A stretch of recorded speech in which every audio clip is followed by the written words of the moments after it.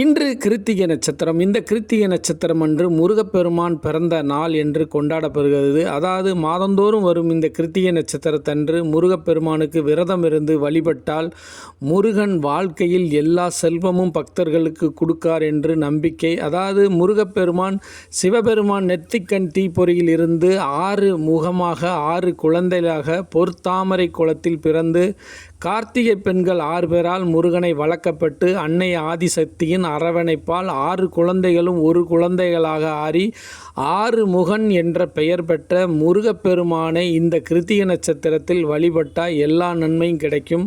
அதேபோல் இந்த கிருத்திகை நட்சத்திரத்தன்று அந்த கார்த்திகை பெண்கள் முருகனை வளர்த்ததால் அவர்களுக்கு இந்த நாளில் வழிபட்ட அந்த புகழ் பேர் எல்லாமே கிடைக்கும். அந்த கார்த்திகை பெண்களோட ஆசியும் நம்மளுக்கு கிடைக்கும் என்பது முருகப்பெருமான் கொடுத்த வரம் என்பதால் முருகனை இன்று வழிபட்டால் எல்லா நன்மையும் கிடைக்கும்.